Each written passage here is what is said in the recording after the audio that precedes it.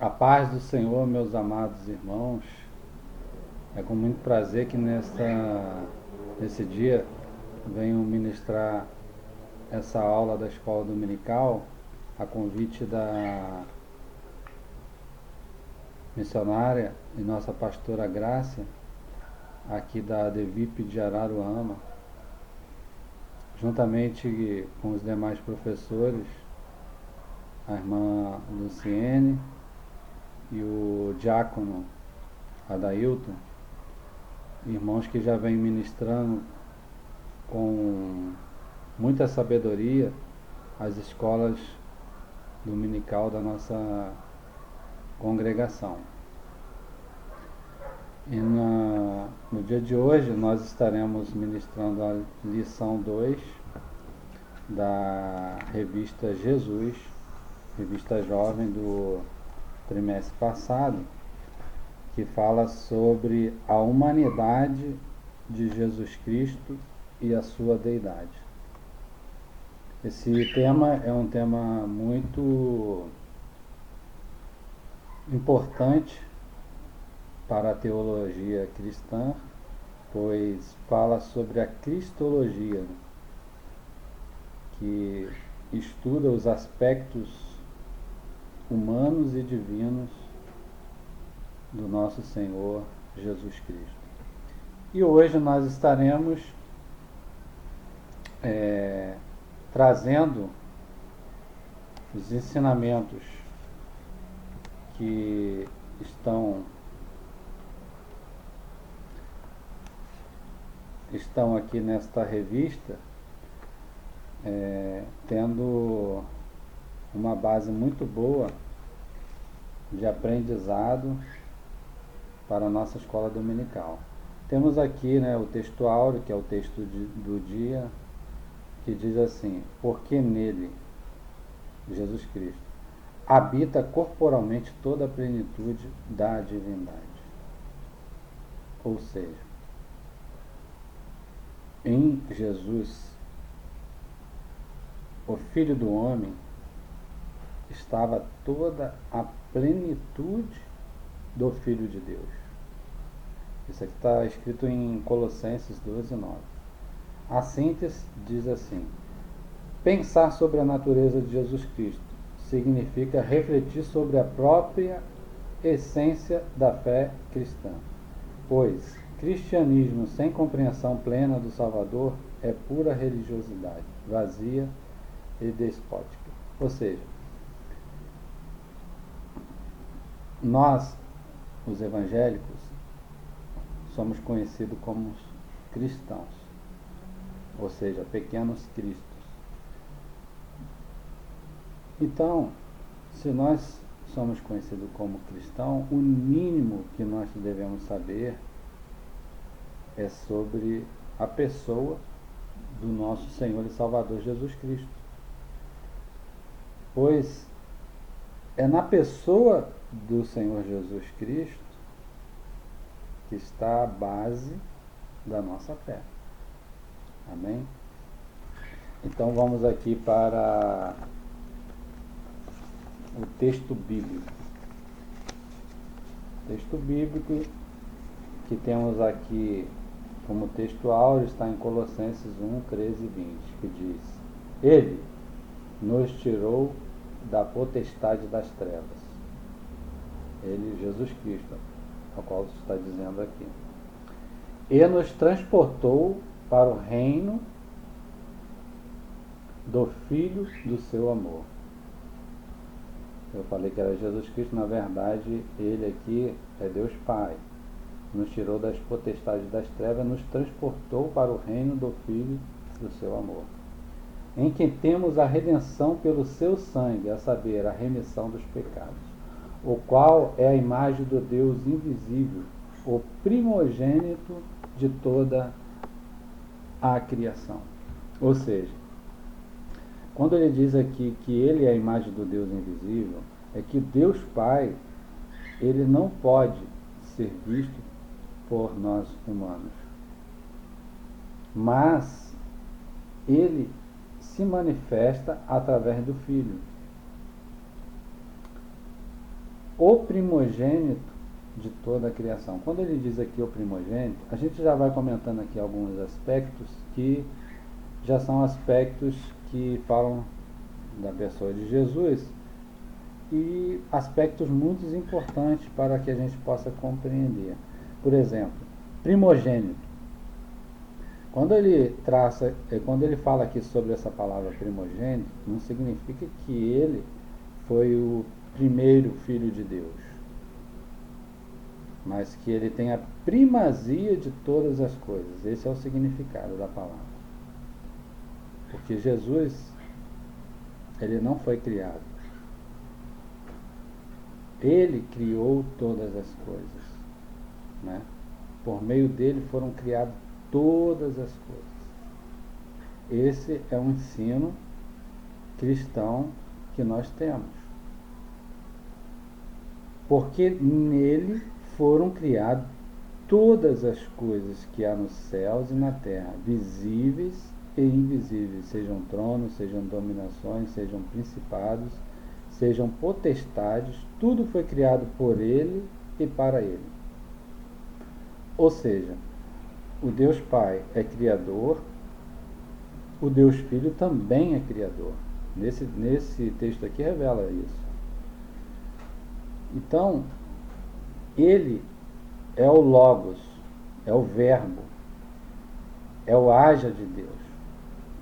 Através dele, todas as coisas foram criadas. Ele é antes de todas as coisas, está escrito aqui no versículo 17. E todas as coisas subsistem por ele. Então, o que nós podemos entender aqui, que a existência do universo, de todas as coisas que existem no universo, ela está firmada em Cristo. Por ele elas subsistem. Ele é a cabeça, no versículo 18 diz, ele é a cabeça do corpo da igreja. É o princípio e o primogênio dentre os mortos.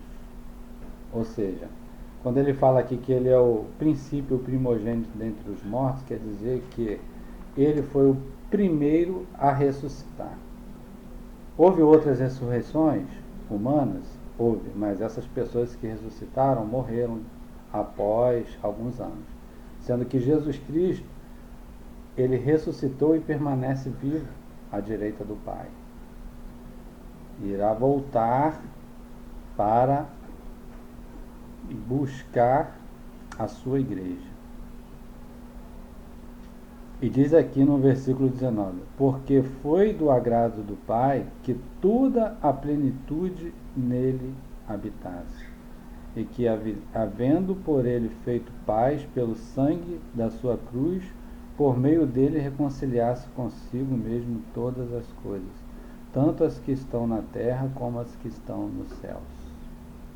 Vamos aqui para o comentário da lição que diz: existem alguns temas controversos e complexos que acompanham o cristianismo desde o início.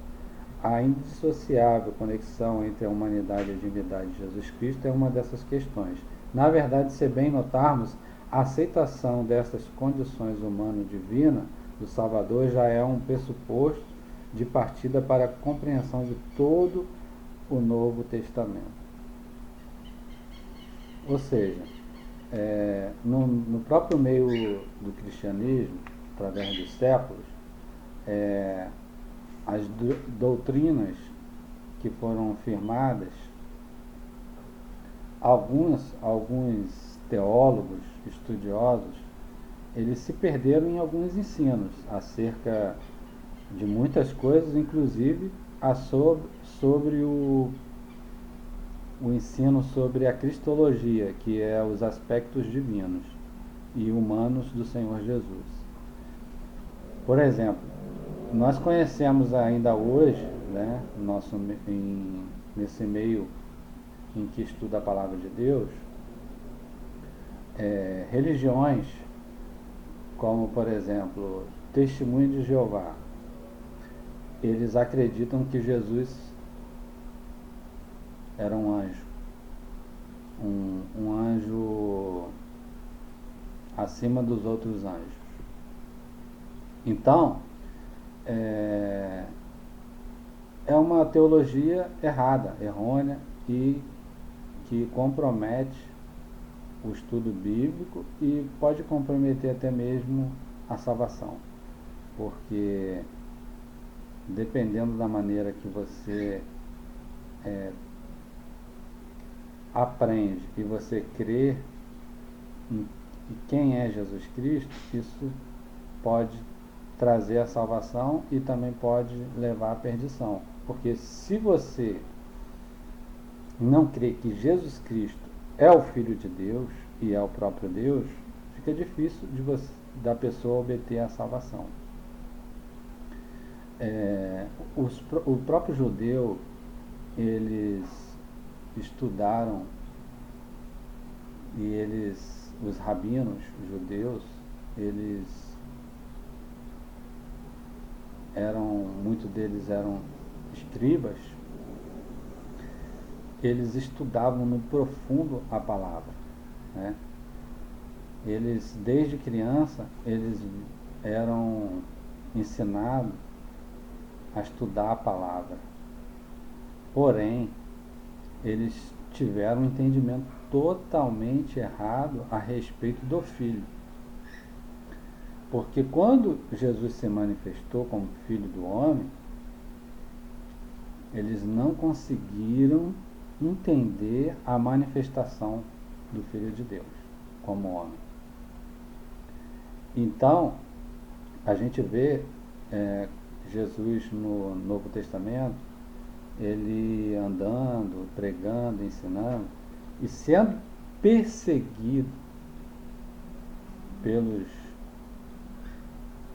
pelas principais seitas judaicas que existiam na época, que eram os fariseus, os saduceus, os zelotes e outros, né? Mas a gente sempre vê eles confrontando Jesus Cristo acerca de algumas coisas, e eles claramente, muitas das vezes, quiseram apanhar Jesus em algumas pegadinhas, muitas das vezes quiseram até mesmo matar Jesus, né? Jesus teve que se ocultar algumas vezes para que eles não viessem a matá-lo antes do tempo, que de fato Jesus Cristo foi sacrificado, né? Mas vamos aqui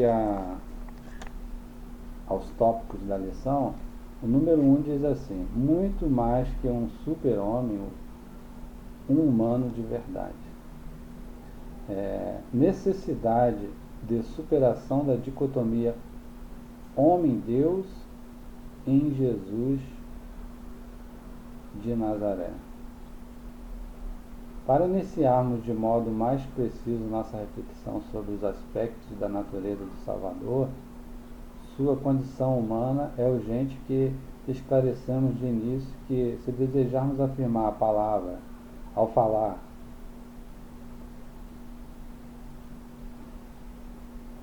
sobre a humanidade de Jesus de Nazaré, não se pode pensar na natureza de Jesus como sendo duas essências, uma humana e outra divina. Afinal de contas, se falar da natureza e essência, substância, discute-se sobre algo uno, indivisível, fundamental. O que a Bíblia afirma, e também todos cremos, mas antigos do cristianismo resistem, é que Jesus manifesta-se a essência humana-divina e divina-humana. No Salvador, a humanidade e divindade são impossíveis de serem isoladas. Ou seja, o que o comentarista está dizendo aqui é que quando Jesus Cristo ele se fez carne e ele habitou na terra, ele assumiu a sua forma filho do homem. mas ele carregava também em si, não deixou de ser filho de Deus. Então, ele tem esse aspecto na sua natureza. Então, por isso ele é o filho unigênito, né? É o único nessa espécie divino humano. Não existe outro. É um tema complexo, mas nós podemos traçar alguns aspectos sobre essa divindade, né, e humanidade do Senhor Jesus. Temos aqui no tópico 2, em Jesus Cristo mostrou-se ao mundo. Em Jesus, a concepção de Deus para os judeus, Êxodo 13, 13 e 14, Êxodo 3, 13 e 14, ganha nome, rosto e endereço. Ele é Jesus de Nazaré, morador da pequena Cafarnaum. Com Jesus, a olimpiana, transcendente e imortal definição da divindade para os gregos, sofre e morre na cruz. Ou seja, aqui nesse tópico 2 aqui, vai estar falando sobre como que os judeus viram Jesus Cristo e como os gregos também viram a questão sobre Jesus Cristo, quando a eles foi revelado. Então, os judeus, eles viram Jesus na sua essência como servo. Para eles foi complicado. Por quê? Porque, a princípio, os judeus esperavam o Messias, mas não na forma que ele veio como servo. Eles esperavam um Jesus que viesse a libertar eles do poder dos romanos, que na época os oprimia, ou seja, os dominavam, né?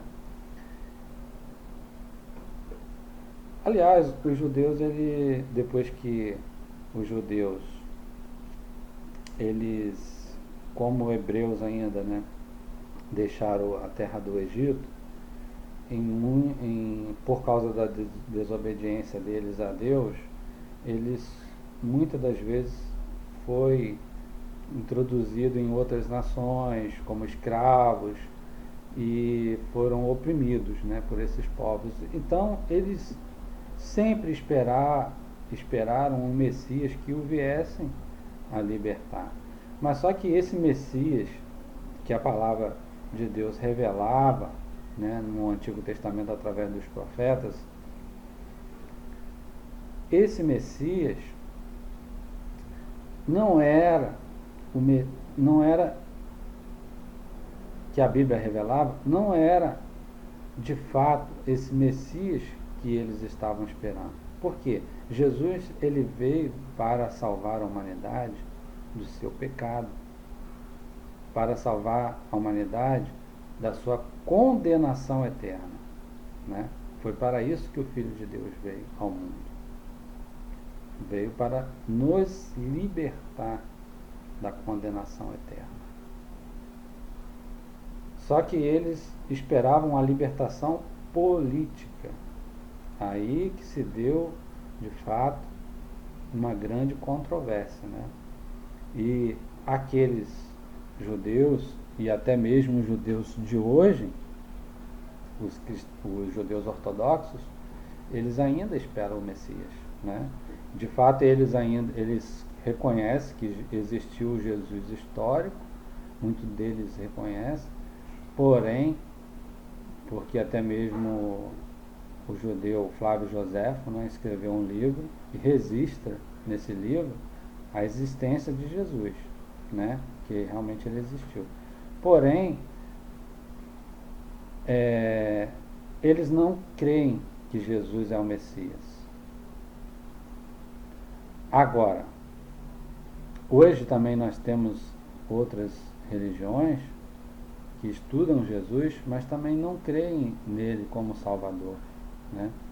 Então, eles acabam perdendo a essência da revelação verdadeira do Filho de Deus. Agora a gente vai entrar aqui no aspecto também, a gente pode falar sobre os gregos, né, que fala aqui na revista. Quando o Paulo esteve pregando aos gregos, lá em Atenas, quando ele revelou sobre a ressurreição do Senhor Jesus Cristo, os gregos ficaram abismados, porque eles não criam em ressurreição. Então, para eles foram também complicado. Então, tanto aos judeus quanto aos gentios, essa revelação do Senhor Jesus não foi fácil, porque as religiões ensinaram a crença em Deus de muitas outras formas que não era a forma natural da palavra de Deus.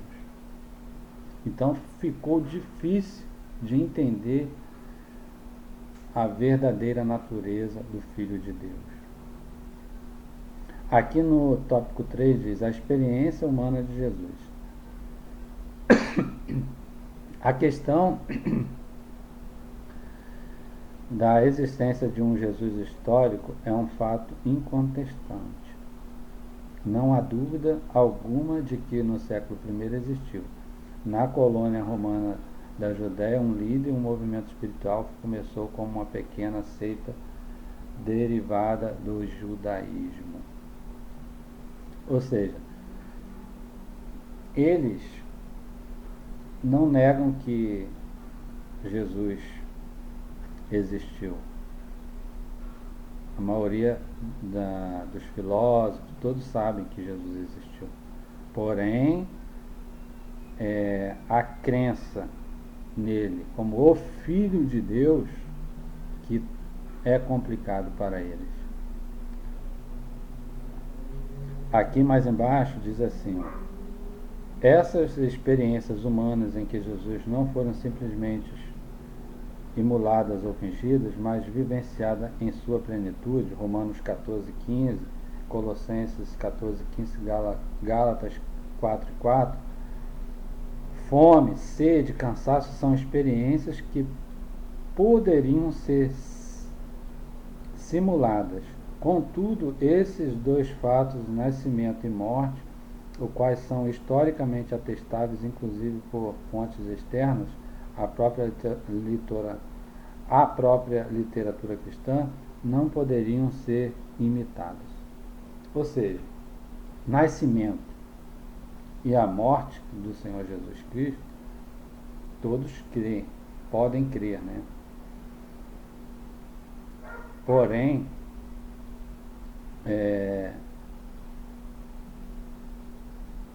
o fato dele ser Filho de Deus que é mais difícil deles acreditarem, que é na ressurreição do Senhor Jesus.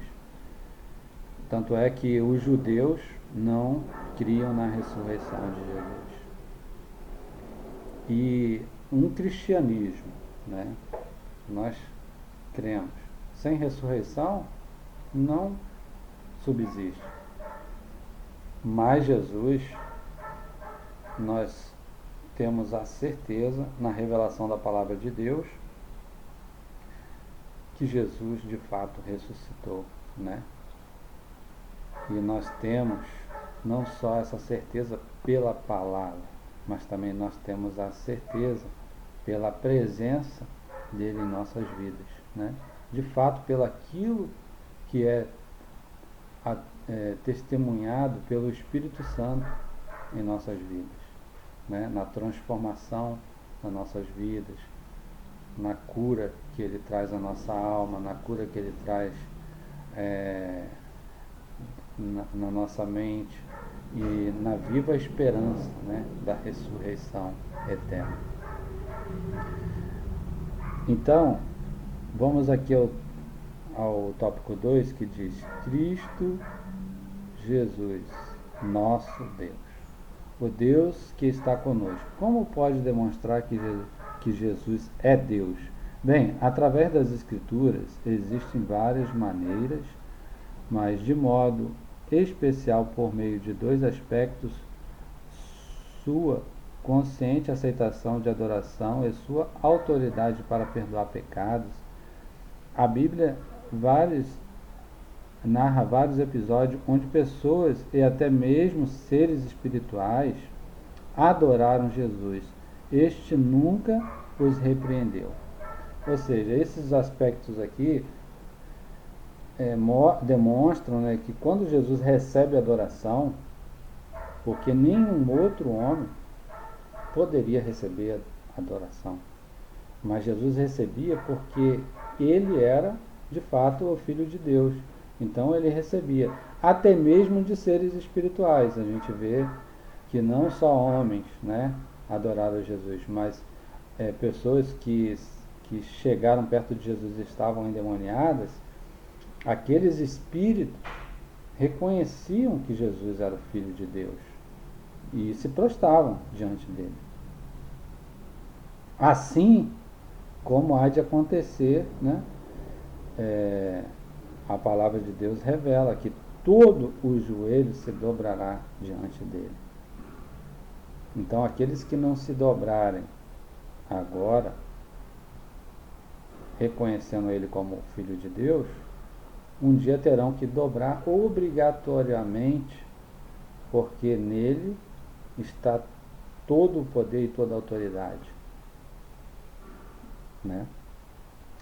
Vamos continuar aqui a lição.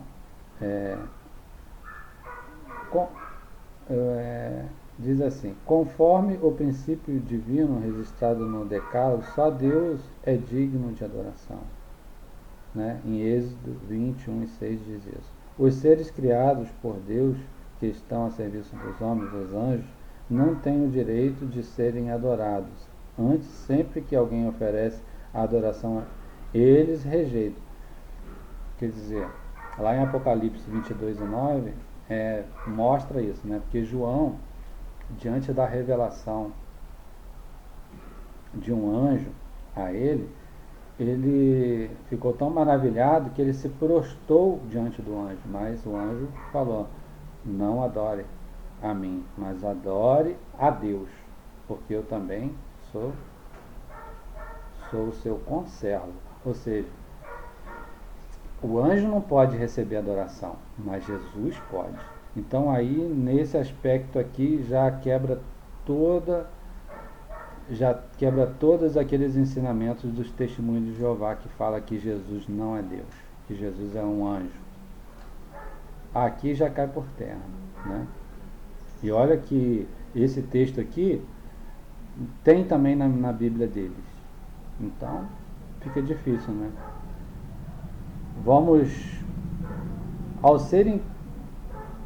Ao serem criados por Deus, que estão a serviço dos homens, os anjos não têm o direito de serem adorados. Antes, sempre que alguém oferece-lhe adoração, eles rejeitam, que já comentamos, né? Sobre o segundo aspecto, não estamos falando sobre a necessidade individual que cada um de nós precisa ter com relação à comunhão com os irmãos, e sim sobre a mudança de condição eterna de cada um de nós. Somente Deus tem o poder de retirar a culpa condenatória do pecado que há sobre nós, e então fazermos dignos do seu reino eterno. Então foi para isso, né, que Jesus veio. Foi para nos redimir, nos resgatar, nos perdoar e nos dar uma vida eterna.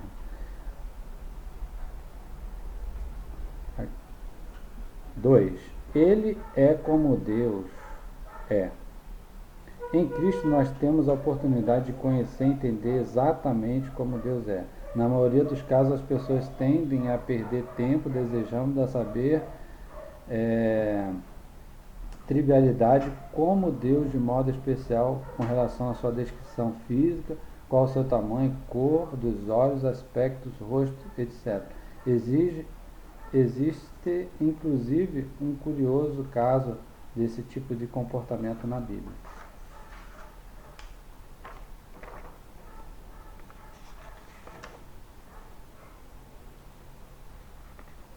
Em João 14, 8 e 9, nesse conhecidíssimo episódio, Filipe pede a Jesus que mostre ao seu discípulo o Pai.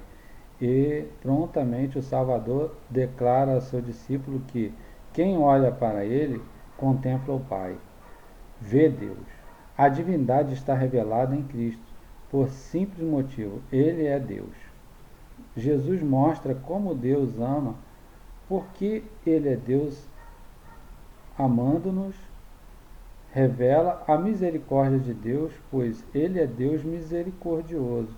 Em Jesus conhecemos a salvação uma vez, que ele, o Cristo, o Deus Salvador.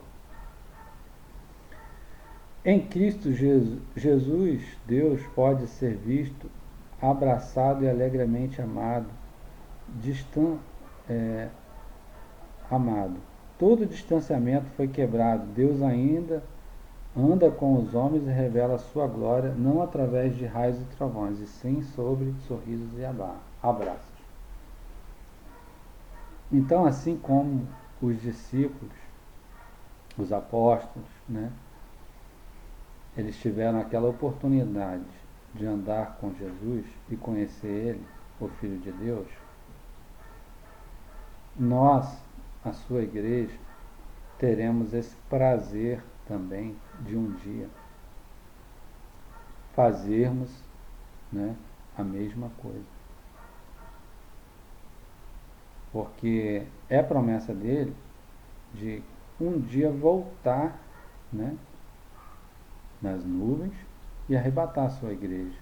Então, lá a sua igreja, nós poderemos tocar em Jesus, abraçá-lo, né, assim como ele é. Porém, Deus se faz conhecer através da pessoa do Senhor Jesus. Deus Pai se faz conhecer através da pessoa de Jesus Cristo. Então, essa é a revelação de Deus para nós. É o seu Filho Jesus. 3. O Cristo humilde.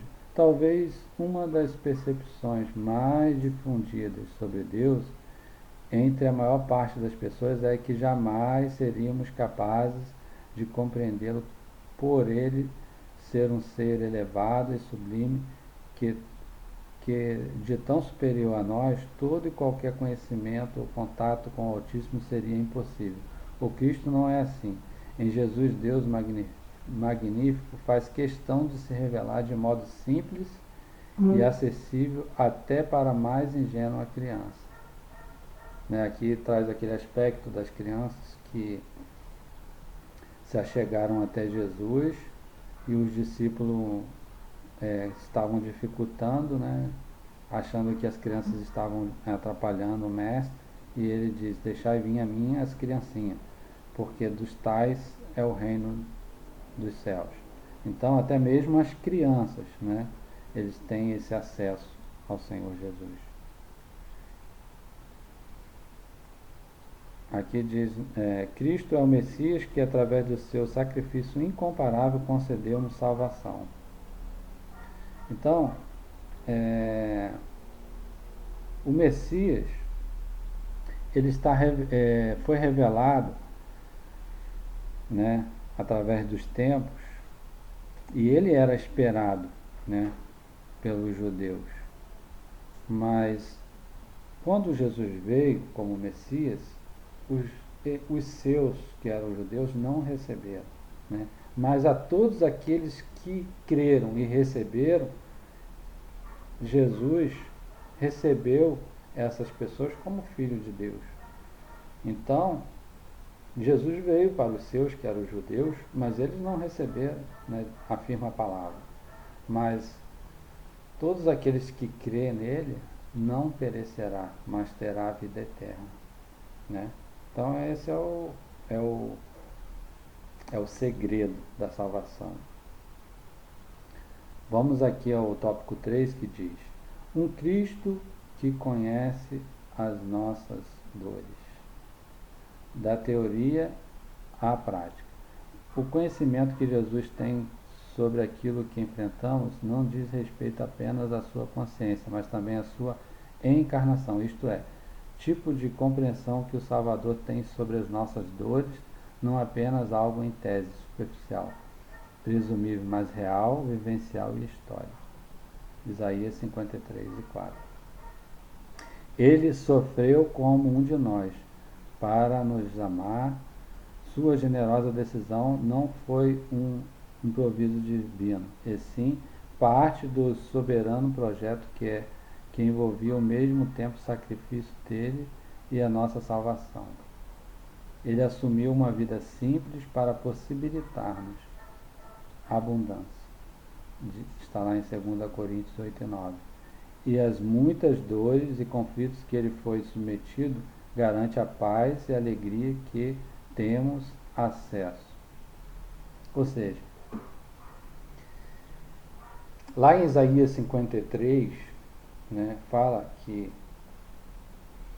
esse Cristo, ele levou sobre si as nossas dores, as nossas enfermidades, né? O castigo que nos traz a paz estava sobre ele, e pelas suas pisaduras nós fomos sarados. Lá em Isaías 53, revela Jesus de fato como um homem sofredor também, que caminhou aqui na terra, que sentiu fome, sede, né? Que quando ele nasceu de Maria, ele mamou, né? Ele foi educado pelos seus pais. A Bíblia fala que ele crescia em graça, em conhecimento, intelectualmente, espiritualmente. Então ele teve todos esses aspectos, né? Ele quando andava no sol ele sentia calor, ele quando andava em um lugar que estava frio ele sentia frio, né? Então ele sentiu todos esses aspectos da vivência humana, né? Aqui no 2 diz assim: ele intercede por nós. A Escritura revela que o Senhor Jesus está eternamente comprometido em interceder. Ou seja, ele intercede como sacerdote, porque os judeus, eles tinham o sacerdote que oferecia a eles, que fazia por eles um sacrifício de um animal, e esse sacrifício desse animal era o que Deus recebia como um cheiro suave, e Deus apagava aqueles pecados, Deus perdoava aqueles pecados quando recebia aquele sacrifício. Sendo que Jesus, ele veio como Cordeiro de Deus, né? João Batista falou: eis aí o Cordeiro de Deus que tira o pecado do mundo. Então esse também é um dos aspectos, né? Jesus ele representa esse Cordeiro. Então, como Cordeiro de Deus, ele também intercede por nós, nas nossas fraquezas, nas nossas dificuldades. O Senhor compreende todas. Nós vemos na Bíblia um exemplo daquela mulher que ela estava foi pega em adultério, e os judeus trouxeram ela até Jesus, para que ele julgasse, né, aquela situação dela ter sido pega no ato do adultério, né? Então naquele momento os judeus esperavam que Jesus viesse a condená-la. Porém, ele escreve na terra, né, e pergunta a eles: aquele que não tiver pecado, atire a primeira pedra. Então, nós vemos nesse aspecto aí a graça, né, do Senhor Jesus, de como ele pode perdoar e de como ele intercede pelos pecadores, né? Naquele momento que aqueles homens ficaram envergonhados e largaram suas pedras e saíram, aquela mulher, ela olha para Jesus e ainda espera: não, mas não sabia o que Jesus ia dizer a ela, mas ele disse: mulher, ninguém te condenou, nem eu te condeno, vai e não peques mais. Então, ali estava o único que poderia condenar aquela mulher, porque nele não havia pecado, mas ele estava cheio de graça e de amor. Então ela recebe o perdão dos seus pecados. E assim é nosso exemplo também, né, de todos nós. A mesma maneira que Jesus agiu com aquela mulher, ele também agiu por nós, né? Nós também merecíamos a morte, mas ele morreu em nosso lugar, né? E hoje ele diz para nós também, né? Vai e não peques mais. Então aqui está mais uma dessas revelação, né? Que Jesus ele intercede por nós.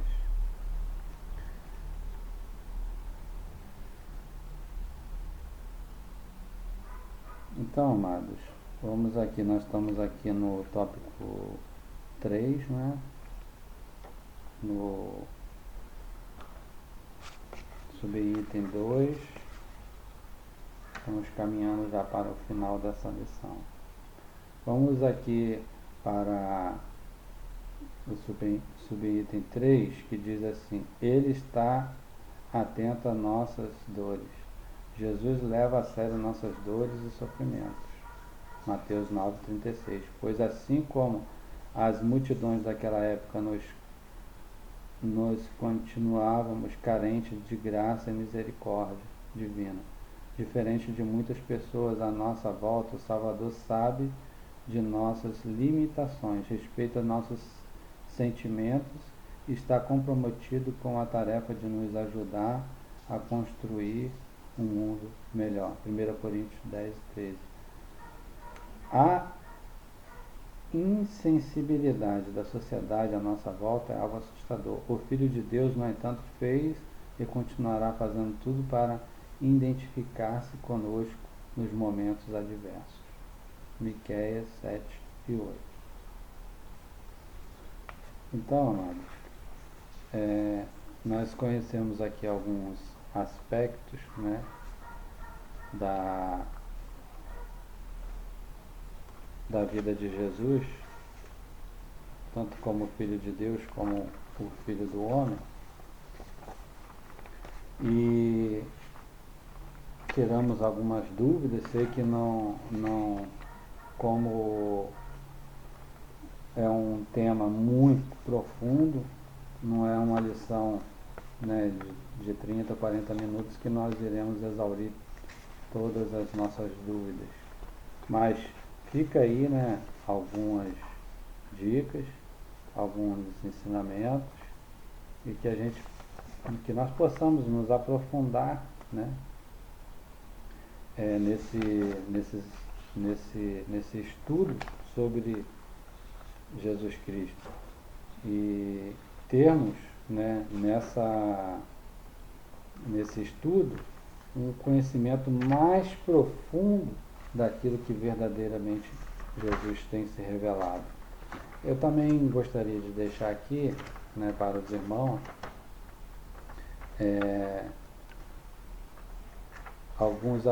algum aspecto aqui sobre Jesus Cristo,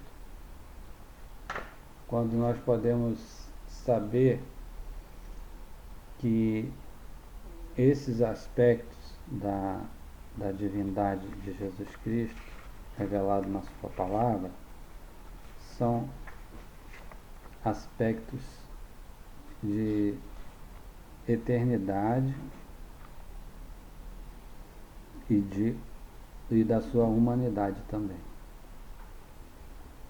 Então, como Deus,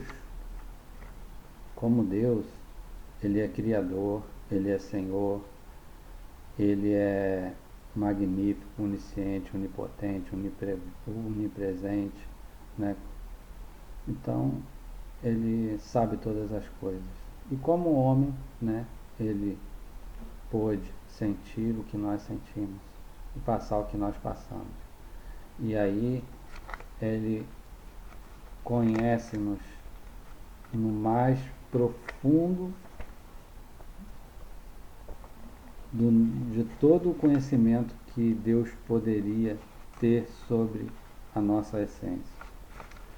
Então, a conclusão que nós temos aqui, nós vamos ler a conclusão aqui da revista, que diz assim: tratar sobre a natureza de Jesus Cristo é sempre uma questão instigante, é desafiadora, uma vez que esse é um tema que se debate na igreja desde o seu nascedouro e foi em várias ocasiões um assunto associado a heresias e controvérsias. Contudo, ao superarmos as dúvidas e concentrarmos em tratar da revelação da natureza de Jesus Cristo nas Escrituras como uma ação de benevolência de Deus em nosso favor, tudo torna-se mais fantástico ainda, pois Jesus de Nazaré é o nosso Deus.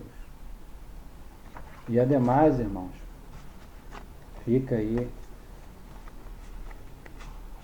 um aspecto, muito glorioso, é quando Jesus se revela a João no Apocalipse, João, que já tinha tido aquela intimidade com o Senhor aqui na terra, ele viu de fato Jesus em outro aspecto, que era já o aspecto de um Jesus glorificado, A gente vê ali quando Jesus se revela a ele com cabelo, seus cabelos como uma lã branca, os seus olhos como chama de fogo, seus pés como um latão reluzente, E da sua boca saiu uma espada.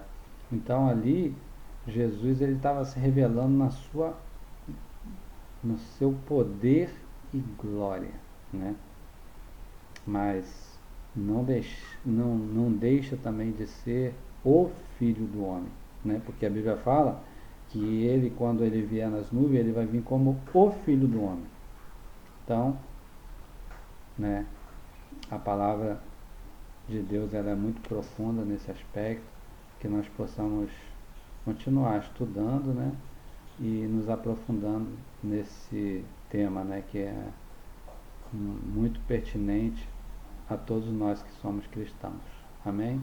Que Deus abençoe os irmãos e que vocês possam ter um ótimo dia, um dia abençoado com a graça de nosso Deus.